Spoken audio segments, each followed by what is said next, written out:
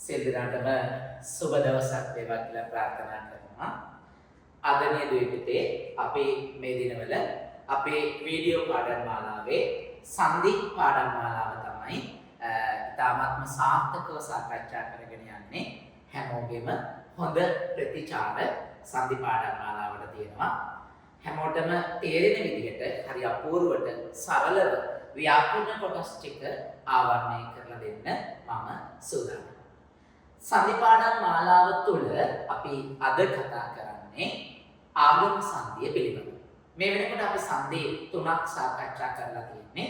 ඔයාලට පුළුවන් මේ වීඩියෝ පාඩම බලලා ඒ කලින් අපි සාකච්ඡා කරන ලද සංදි පාඩම් ටික නරඹලා හොඳ දැනුමක් ලබා ගැනීමේ හැකියාව ඔබට තියෙනවා. පොතේ අපි මේ වෙනකොට ස්වර සංදිය, ඒ වගේම පුරස්වර ලෝප සංදිය, ඒ වගේම පරස්වර ලෝප සංදිය සාකච්ඡා කරලා තියෙනවා. අද මම ඔයාලත් එක්ක සාකච්ඡා කරන්නේ ආගම සංදිය. ආගම සංදිය කියලා කියන්නේ මොකක්ද? මෙතනදී ලෝපයක් සිද්ධ වෙන්නේ නැහැ. ආදේශයක් සිද්ධ වෙන්නේ නැහැ. මෙතනදී සිද්ධ වෙන්නේ සංදිවන පද දෙක අතරට අලුතින් අක්ෂරයක් ආගමනය කිරීම නැත්නම් රැගෙන නැත්නම් පැමිණවීම. ලොප් වෙන්නේ නැහැ, ආදේශ වෙන්නේ නැහැ. සංදිවන පද දෙක අතරට අලුතින් අක්ෂරයක් කැඳවා ගැනීමයි සිද්ධ වෙන්නේ. ඒ නිසා මේ සංදිය කියලා මොකද? ආගම සංදිය කියන්නේ. ආගම සංදිය කියලා කියන්නේ සංදිවන පද දෙක අතරට අලුතින් අක්ෂරයක් පැමිණගෙන ඉන්පසු ඒ අක්ෂරය පසුපදයේ මුල තියෙන ස්වරයත් එක්කලා එකතු කර ගැනීමෙන් සකසන සංදිය කියලා මොකද්ද? ආගම සංදිය කියලා. නැවතත් මම ඔයාලට කියලා දෙන්නම්. සංදි වෙන පද දෙක අතරට අලුතින් අක්ෂරයක් පැමිණීමෙන් එම අක්ෂරය පසුපදයේ මුල තියෙන ස්වරයත් එක්ක එකතු කර ගැනීමෙන් ගලපන සංදිය අපිට නම් මොකද්ද? ආගම සංදිය කියලා. අපි හදලා බලමු කොහොමද මේ ආගම සංදිය සිද්ධ වෙන්නේ. ඒ වගේම මගේ දරුවෝ මතක තියාගන්න ඕන කාරණාවක් තියෙනවා. ආගම සංදියේදී හැම අක්ෂරයක්ම ආගමනය සිද්ධ වෙන්නේ නැහැ. ආගමනය සිද්ධ වෙන අක්ෂර තුනයි තියෙන්නේ. එකක් අල්වයන්න, අනිත් එක අල්වයන්න, අනිත් එක අල්යයන්න. මේ තුනෙන් එකක් තමයි ආගමනය සිද්ධ වෙන්නේ. අපි පළවෙනි සංදිය හදලා බලමු. එතකොට ඔයාලට පුළුවන් මේ සංදිය මනමින් අවබෝධ කරගන්න. මුලින්ම දීලා තියෙනවා පුන ධන උත්පත්තිය. එතකොට මෙහෙම දුන්නට පස්සේ අපි දැන් දන්නවා එන අක්ෂර තුන. අපි මේ තුන මේක අතරට යොමු කරලා බලමු ගැළපෙන්නේ මොකක්ද? අපි ආගමනය කළ යුත්තේ මොකක්ද කියන කාරණා. මේ බලන්න. පුන උත්පත්තිය, පුන යුත්පත්තිය, පුන වෘත්පත්තිය. නම් ගැළපෙන්නේ මොකද්ද? අක්ෂරය.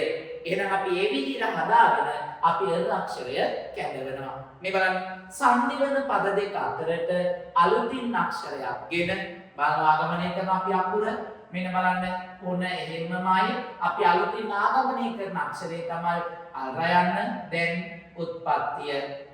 උත්පත්තිය ඊළඟ මෙන්න මේ අලුතින් ගෙනාපු අක්ෂරයයි පසුපදයේ මුල තියෙන ස්වරයයි දෙක එකට එකතු කරනවා.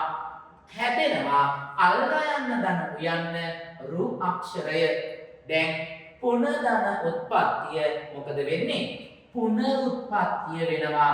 පුනරුත්පත්තිය වෙනවා. දැන් ඔයාලා අවබෝධ කරගත යුතු දෙයක් තමයි මේ ගේන අක්ෂරය. තේරුණාද? මේ ගේන අක්ෂරය පසුපදයේ මුල තියෙන ස්වරයත් එක්ක මොකද කරන්නේ? එකතු කරගන්න ඕනේ. එහෙම වුණාම තමයි මේ සංදිය සැකසෙන්නේ. අපි ඊළඟට බලමු වී ධන ඇට, වී රැට, වී වැට, වී යට. සාමාන්‍ය පොතේ අපි වී යට කියලා කියනවා. සමහරක් ඉදම්මා කියනවා පොතේ පොතන ඔය වී ඇට ටිකක් වැටලා තියෙනවා අහුලලා දෙන්නේ. දැන් ඒක වී ඇට කියලා කියනවා. ඔය දෙක එකතු කරලා හදිසියම කියනවා ඔය වී ඇට ටික අහුලන්න මගේ පුතේ කියලා. එතකොට අපි සාමාන්‍යයෙන් කියනකොට වී ඇට කියලා තමයි භාවිතා කරන්නේ. එහෙනම් වී ධන ඇට අපි ගන්න උත්තරේ වී ඇට. අපි බලමු කොහොමද ඒක සකස් වෙන්නේ කියලා. එතකොට මෙන්න සංදි වන පද දෙක. පද දෙක අතරටයි අලුතින් අක්ෂරයක් අපි කැඳවන්නේ. V එහෙමමයි. ඊට පස්සේ අල්යයන් අපි දැන් කැඳවනවා. ඊට පස්සේ ඇට. දැන් මොකද කරන්නේ? අලුතින් කැඳවපු අක්ෂරය ආගමනය සිද්ධ කරපු අක්ෂරය පසු පදයේ මුල ස්වරයත් එක්ක අපි එකතු කරනවා. එතකොට හැදෙනවා අල්යයන් දන අයන්න ය අක්ෂරය V දන ඇට V ඇට බවට පත් වෙනවා. ලේසි නේද? සංදි අමාරු කිව්වට සංදි අමාරු නෑ. හරියට ඉගෙන ගත්තොත් සංදි තමයි ලේසිම පාඩම. දරුවෝ ගොඩාක් අකමැති සංදි වලට. ඒ නිසායි මම මේ පාඩම් මාලාව තෝරගත්තේ. දැන් ඔයාලට පුළුවන් පුතේ ලේසියෙන් පහසුවෙන් සංදි ටික ලස්සනට හදාගන්න. තව එක උදාහරණයක් කරමු නේද? මේ බලන්නකෝ. ගේ දන උයන් අපි කියන මොකද්ද? ගෙවුයන්, ගෙවුරුයන්, ගෙවුයන්, ගෙවුයන්. දැන් සාමාන්‍ය ගැලපෙන්නේ ගෙවුයන්. ගේ සහ උද්‍යාන ගෙවුයන් කියලා අපි ගන්න නම් අපි කැඳවන අක්ෂරය මොකද්ද? අල් වයන් තමයි අපි කැඳවන්නේ. දැන් බලමු. සංදි වන පද දෙක. එකක් ගේ අනිත් එක උයන්. ගේ එහෙමමයි වෙනස් වෙන්නේ නැහැ. අර ගන්නවා අපි අල් වයන් ඊට පස්සේ උයන්. දැන් අපි මොකද කරන්නේ? මේ අලුතින් කැඳවපු අක්ෂරය පසුපදයේ මුල ස්වරයත් එක්ක අපි එකතු කරගන්න.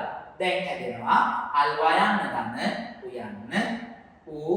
දැන් මොකද වෙන්නේ? ගේ දන උයන් ගෙවුයන් බවට පත් වෙනවා. ගේ දන උයන් ගෙවුයන්. තේරුණා නේද? සංදි ලේසිම ලේසි. හරියට ඉගෙන ගත්තොත් හරිම ලේසි. ආගම සංදිය කියලා කියන්නේ සංදි වන පද දෙක අතරට අලුතින් අක්ෂරයක් ගෙන එම අක්ෂරය පසුපදයේ මුල ස්වරයත් එක්ක එකතු කර ගැනීමෙන් ගලපන සංදි. හොඳින් මතක තියාගත යුතුයි මගේ දරුවෝ ටික. ආගමනයේ හැම අක්ෂරයක්ම සිද්ධ වෙන්නේ අල්රයන්, අල්වයන්, අල්යයන් කියන අක්ෂර තුන පමණයි.